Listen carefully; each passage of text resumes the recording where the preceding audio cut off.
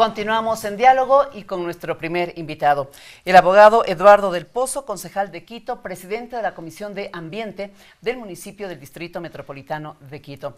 Estamos hablando sobre aquellas actividades urbanas que contaminan el ambiente.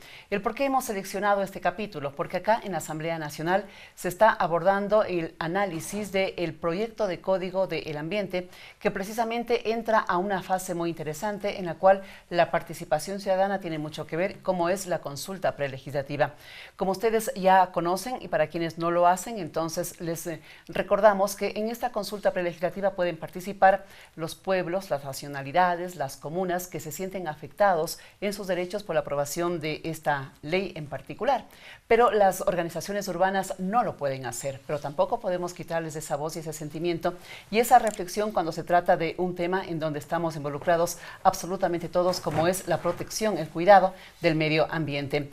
Resumiendo lo que nos había dicho hasta el momento el señor concejal del Pozo, tenemos algunas actividades urbanas que contaminan nuestro entorno: la basura y su mal procesamiento o su mal cuidado, las actividades que promueve la Municipalidad de Quito, y entendemos que muchos gobiernos del país, gobiernos locales del país, están haciendo lo mismo. El tema de la movilidad, el hecho de proteger también los entornos, los sectores marginales, también hace un punto importante que lo tenemos muy en cuenta. Y bueno, también nos decía el señor concejal, el hecho de tener cerca de 3 millones de habitantes acá en Quito ya significa un problema que se lo tiene que atender en su real dimensión. Pero decíamos, hay otros aspectos que también tiene en la carpeta de trabajo el municipio de Quito y de manera particular la Comisión de Ambiente. El control del ruido también es contaminación ambiental, abogado. Sí, así es. En términos ambientales, el ruido es un factor de contaminación importante y para eso tenemos normativas específicas que ya han venido funcionando algún tiempo ya en el Distrito Metropolitano de Quito. Y lo que efectivamente ahí se tiene que hacer es controlar la cantidad de decibeles que se efectúan por las distintas actividades.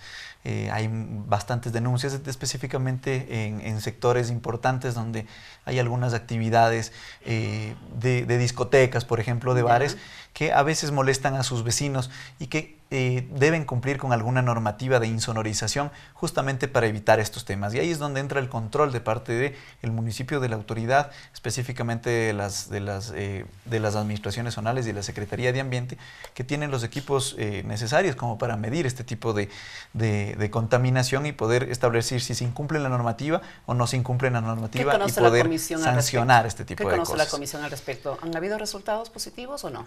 Sí, mira, a veces hay lugares donde son mucho más complejos, como por ejemplo en la zona de la Mariscal, donde efectivamente hay bastante afluencia de gente, especialmente los fines de semana, donde las discotecas abundan, donde las actividades per se, por el tipo de zonificación que existe en el sector y el desarrollo que se ha dado, genera este tipo de conflictividades entre vecinos. No hay cómo ni conversar, ¿no? Y entonces ahí es donde es necesario la intervención del municipio para que haga cumplir todo lo que corresponde a temas de insonorización y que evidentemente las actividades de los vecinos no afecten al sector, digamos, ¿no? ¿Ahí también se involucra a la contaminación del pito del vehículo? Claro, ¿Sí? También, por supuesto, sí. La contaminación de los pitos de los vehículos es un tema complicado de controlar. Habida de cuenta de que pasa pasa el carro del gas, por ejemplo, pasa haciendo bastante bulla y en determinados sectores molesta, hace despertar a los niños. Y es una circunstancia difícil de medir porque uno no es que puede estar constantemente con las mediciones ahí. Es un tema bastante complejo para la administración en temas de control. Ahí vendría a ser un tema del uso adecuado, una campaña de concientización del uso adecuado del pito, por ejemplo, para que no sea excesivo. Porque eso verdaderamente es un tema complejo que ocasiona contaminación auditiva, que se llama, ¿no? Bien, vamos al tema relacionado con la protección de los animales, de las mascotas. Acá en Quito se promocionó hace algunos meses esa iniciativa de cuidar a nuestros animales, de evitar que salgan a las calles, de la adopción inclusive de esta fauna urbana como se la conoce. ¿Qué resultados tuvo esa campaña y si aterrizó o no esa campaña en alguna legislación local?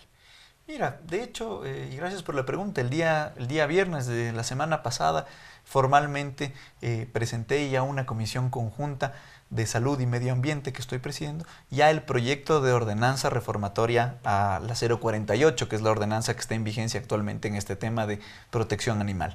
Y justamente lo que propende este proyecto de ordenanza es dos temas muy importantes. Mira, la problemática en el Distrito Metropolitano de Quito en tema de perros en las calles es inmenso. Se habla de que existen cerca de 300.000 perros en las calles de nuestra ciudad y la mayoría de estos perros tiene dueño.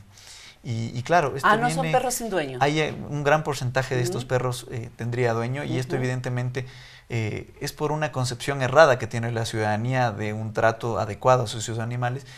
Y claro, este problema se complementa a veces con las fundas de basura que ponemos en las esquinas esperando a que vengan los recolectores a los horarios específicos, y a veces los perros que están en las calles cogen y rompen las fundas de basura, y esto ocasiona evidentemente ya un tema de salud pública, donde claro, se convierte en puntos atractores de moscos, de roedores.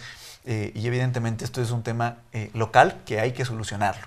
Ya. Y para esta inmensa cantidad de perros que existen en el Distrito Metropolitano de Quito y que ya los albergues realmente ya no se dan abasto. Sí. Se habla de que están recibiendo más de 50 perros al día y que ya ni la economía les da para sostenerlos, ni la cantidad de gente que adopta mascotas, que adopta perros, ya da para sostener, para que sea algo sostenible en el tiempo. Entonces, se requiere que exista una política pública en este tema, y evidentemente en este sentido la reforma que yo he presentado propende justamente paliar, solucionar desde una perspectiva jurídica esta problemática. ¿Qué plantea? Entonces, lo que estamos planteando algunas reformas, pero las dos principales justamente vienen encaminadas con el tema de la esterilización de las mascotas. Yeah. Estamos planteando la obligación de que todos los dueños de mascotas tengan de obligación de esterilizar a su mascota. A veces sucede que nos sentimos, no somos padres, y queremos generar este sentimiento de padre o abuelo a través de nuestras mascotas, y les queremos hacer reproducir, y pensamos que incluso tienen esa necesidad de reproducirse. Y eso es bastante falso, y eso es lo que genera y ocasiona la inmensa problemática que tenemos en el Distrito Metropolitano en la proliferación de mascotas. ¿Cómo convertirle en una obligación? De pronto se me ocurre, a alguien que tiene los animalitos, ¿se le podría pedir los certificados de haber esterilizado a sus mascotas? ¿Podría ser parte de esa obligación? De hecho, en la ordenanza estamos planteando primero justamente esta obligación de tener esterilizadas las mascotas. ¿Pero cómo le demuestra y esto evidentemente tendrá un control, deberá tener un control de parte del municipio, evidentemente, que deberá exigir una serie de certificaciones de los veterinarios correspondientes que digan, muy bien, tu perro ha sido debidamente esterilizado. Ya. Y también, paralelo a esto, estamos proponiendo una obligación adicional a los establecimientos de ventas de mascotas. Y es que para la venta de mascotas tengan la obligación de, previo a su comercialización, esterilizarlos debidamente. Ya. Es decir, que cuando uno vaya a comprar su mascota, evidentemente lo haga ya, pero que el animalito sea previamente esterilizado. Es decir, que ya uno lo va a tener por la propia gana de tener una mascota y no necesariamente porque quiera dedicarse a reproducción de mascotas, ¿no? Y esto va definitivamente a paliar en gran medida la problemática que existe. Habida de cuenta que es realmente impresionante la cantidad de perros que están en las calles de nuestra ciudad y que ya se ha convertido en algo insostenible que realmente requiere de una acción inmediata. La ordenanza actual... Y eso de los perros que se los alcanza a ver, porque si vemos en gatitos, en temas de gatos es igualmente, sino que ellos no los vemos circular por las calles, sino que son en otros sectores en donde hacen su hábitat, pero el problema es de igual magnitud. El problema es inmenso, claro. Evidentemente se establecen algunas excepciones en términos justamente para aquellas personas que quieran definitivamente dedicarse a criar animales, por ejemplo, en donde ellos ya tendrán que tener una planificación y decir previamente un criadero autorizado por el municipio que quiere tener un perrito que no sea esterilizado para dedicarle justamente a una crianza ya muy particular, o que quiera dedicarlo, por ejemplo, a ferias o a espectáculos, digamos, de razas, ¿no es cierto? Algunas competiciones de razas. Entonces, en esos términos se están estableciendo algunas excepciones justamente para evitar aquellos extremos de que todo el mundo se dedique, de que a veces si es necesario un animalito, un perro de determinadas características por alguna calidad de salud, por ejemplo, porque a veces un niño puede ser alérgico a determinadas mascotas, pero hay razas que efectivamente no producen esas alergias. Entonces sí es necesario que existan también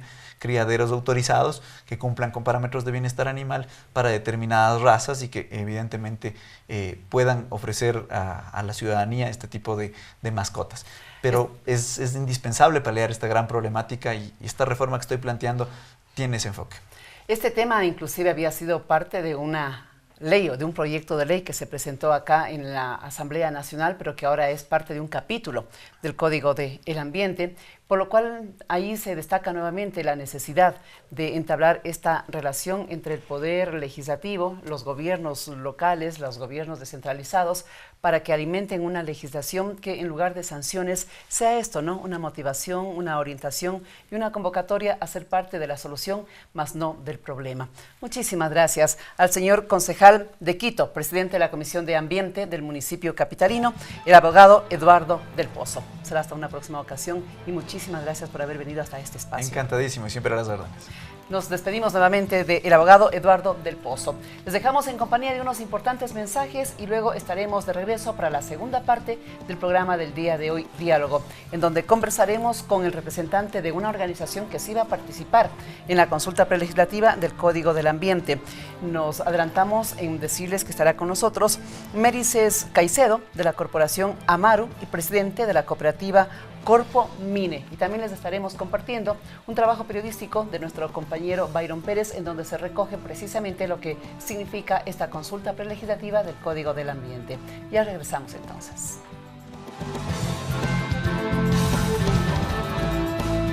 Este diálogo no termina.